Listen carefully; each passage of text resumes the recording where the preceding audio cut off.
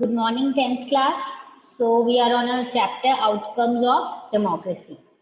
Now, we have already done a major part of the chapter where we have done about the, you can say, what is democracy, इसके good aspects क्या है, इसके bad aspects क्या है. This is all that we have already done.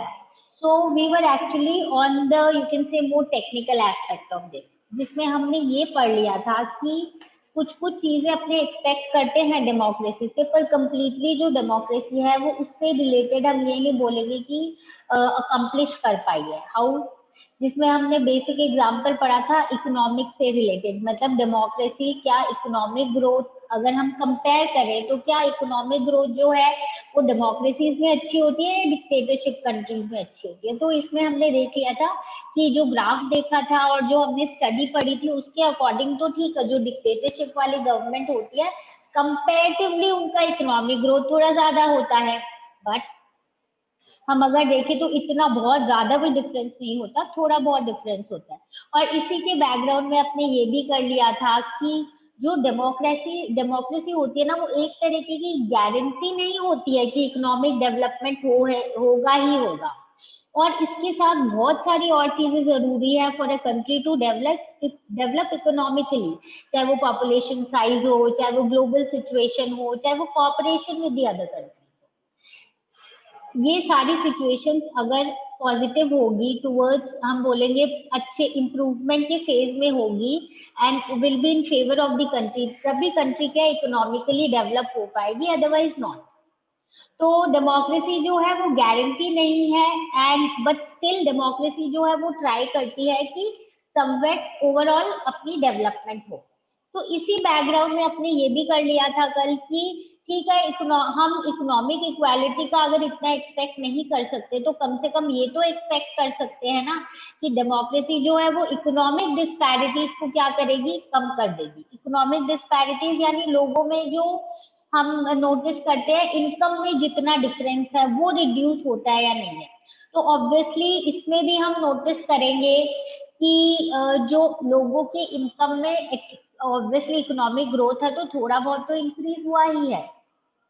But overall again देखेंगे तो एक section होता है जो बहुत रिच होते हैं और एक सेक्शन होता है जो जनरली बहुत पुअर होता है. और समवेयर हम नोटिस करेंगे डेमोक्रेसी में ये गैप है ये ज्यादातर बढ़ भी रहा है. ठीक है. नाउ अलोंग विद दिस, ये तो हमने बोल दिया ठीक है, rich are becoming very very very rich और उनका इनकम में, नेशनल इनकम में कंट्रीब्यूशन भी बहुत ज्यादा है. और जो पुअर है वो कंपेरेटिवली क्या होते जा रहे हैं, और पुअर होते जा रहे हैं. या फिर हम बोलेंगे नंबर ऑफ पुअर जो है वो ज्यादा हो रहे हैं. बट इसके लिए भी अपने पॉजिटिव पॉइंट ये रख सकते हैं कि जो बहुत अल्ट्रा रिच लोग हैं, बहुत ज्यादा रिच लोग हैं, वो नंबर में बहुत कम होते हैं.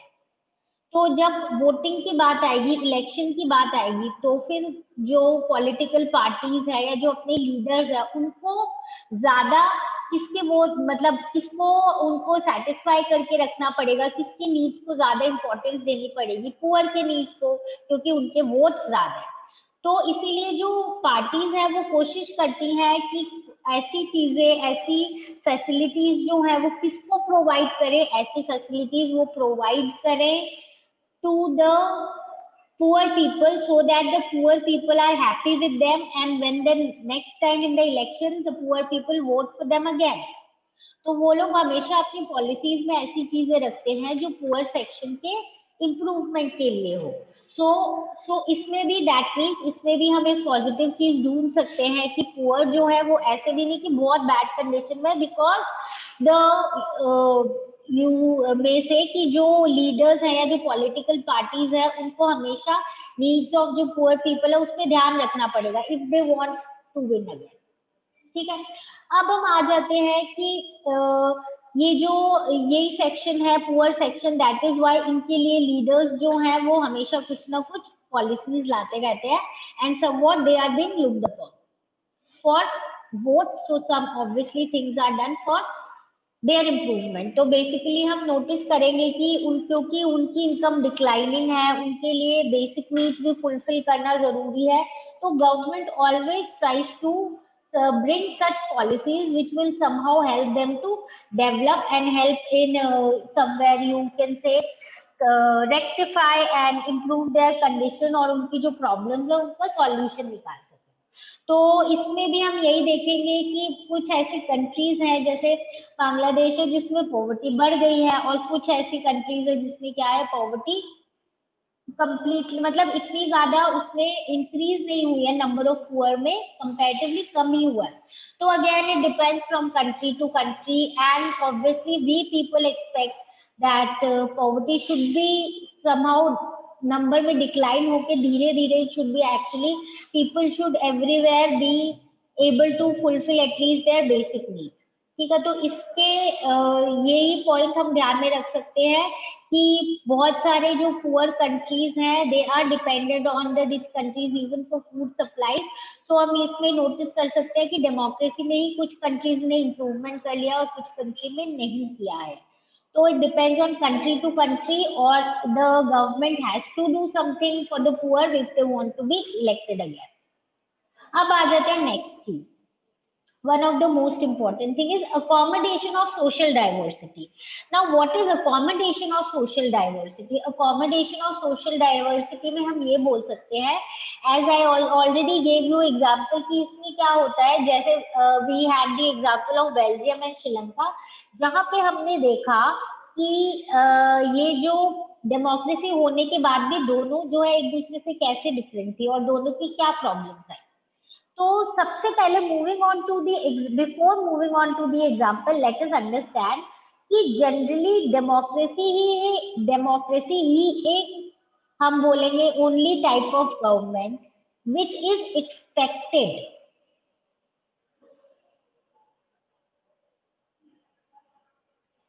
democracy is the only you can say type of government which will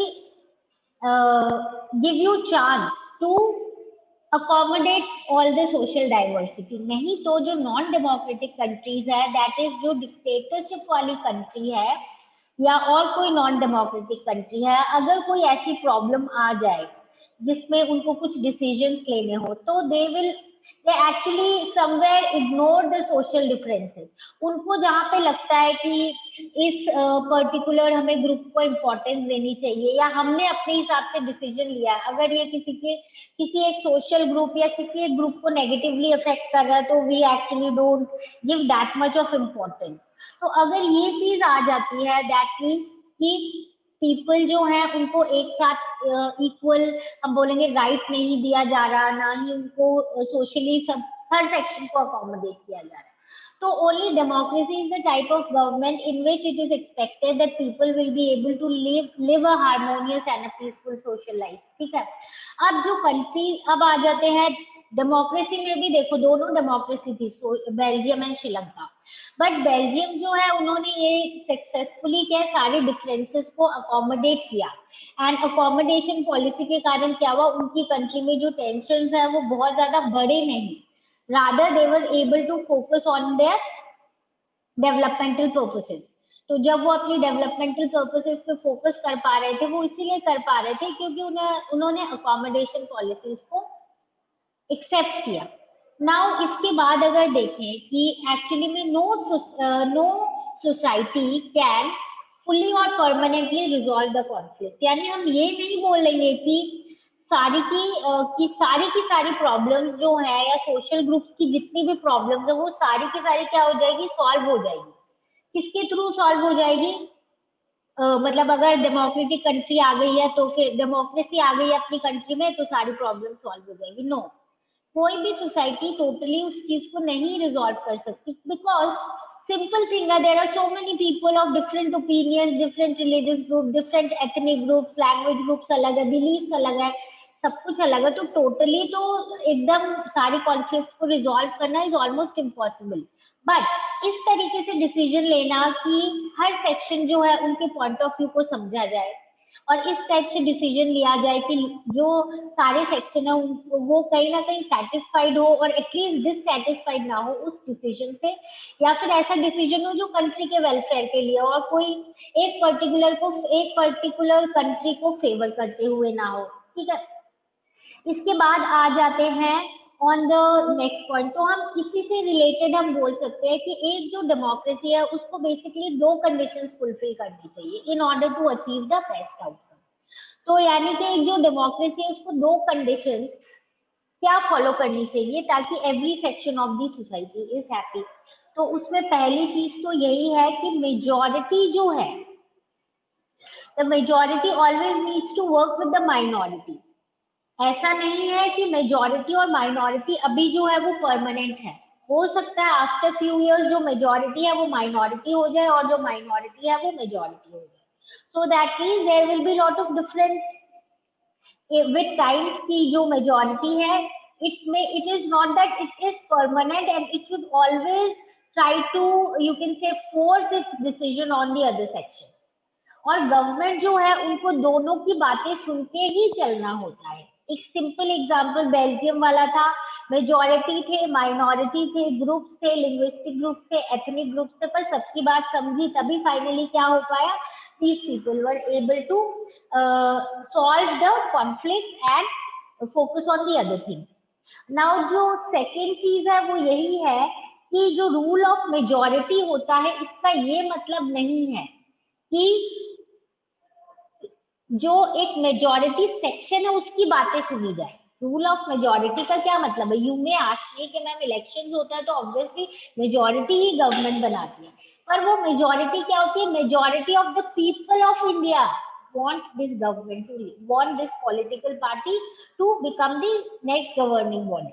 समझ गए, मतलब कोई एक पर्टिकुलर ग्रुप नहीं है, एक कोई रिलीजन नहीं है या एक कोई लिंग्विस्टिक ग्रुप नहीं है, जैसा कि श्रीलंका में हुआ था between the Sinhalese and the Tamil.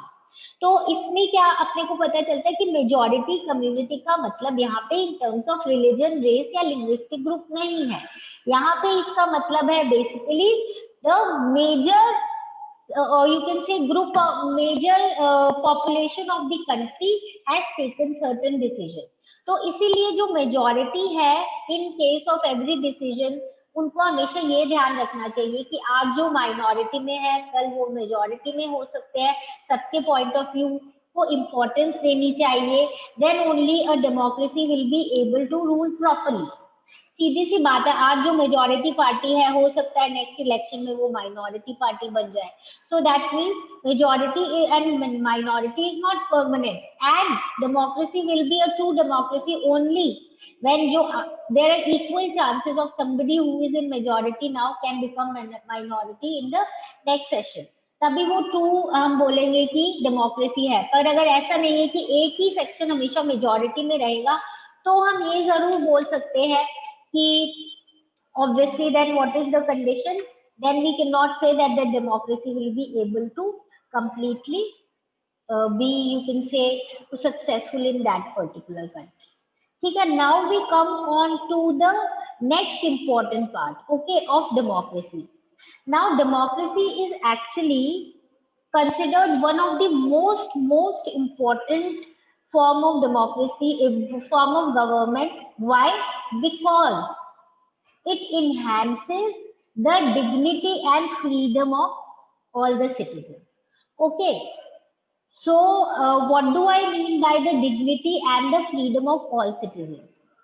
Democracy ही एक ऐसी अकेली कंट्री है जहां पे हम नोटिस करेंगे that every citizen of the country has certain rights and has the right to be treated equally and treated with respect।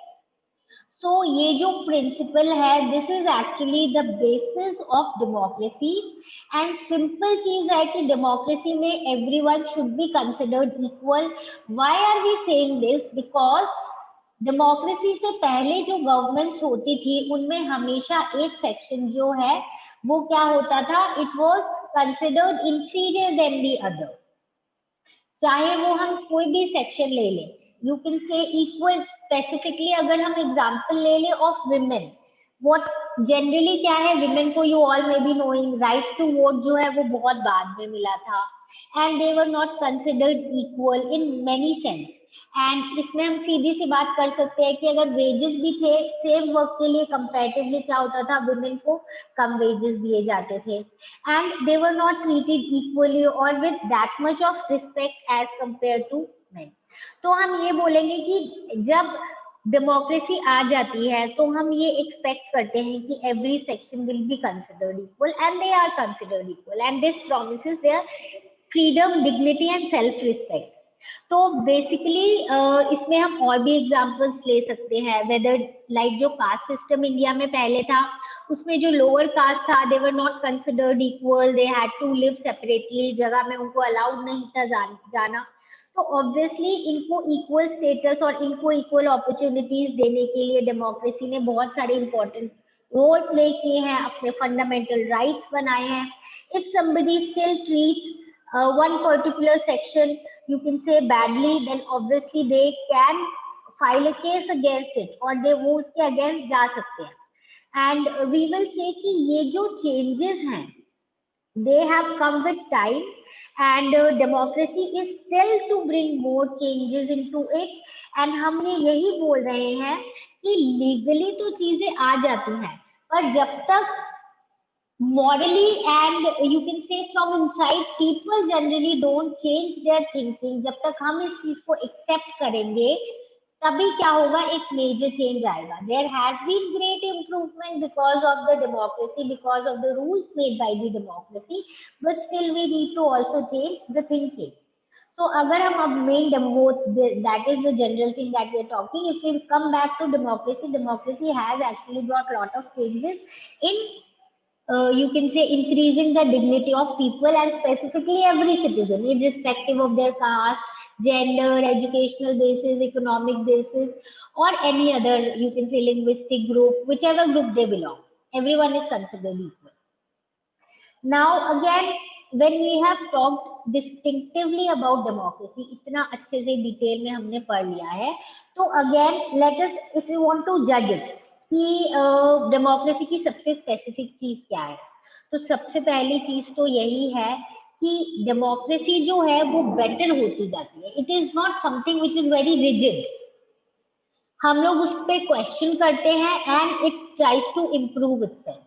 तो basically when we ask question and we are complaining and democracy is improving itself, obviously the whole aim of democracy is successful या it is actually accomplished।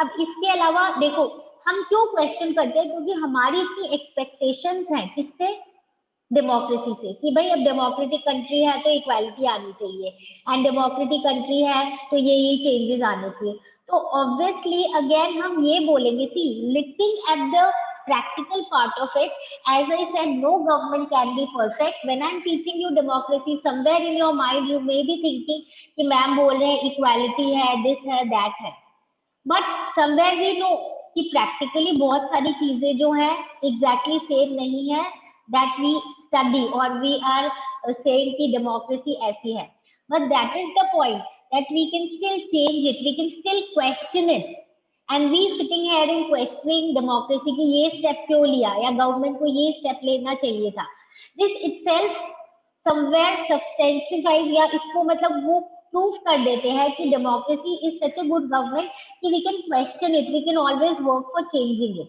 So there are few drawbacks but then the change is that we will bring and you can say the most important change is when we think and we work in positive sense towards the democracy, यानी हम उसको question करते हैं and when we are going out to vote we think, we don't we should not be partial or biased कि this person supposes a known person or whether he belongs to our particular group, but we should see कि जब ये power में आएंगे will this person do something good for us and specifically for our country।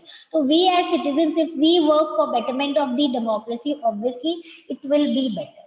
So before winding up, we can just say that though there are few drawbacks, there is always a scope for bringing improvement in it।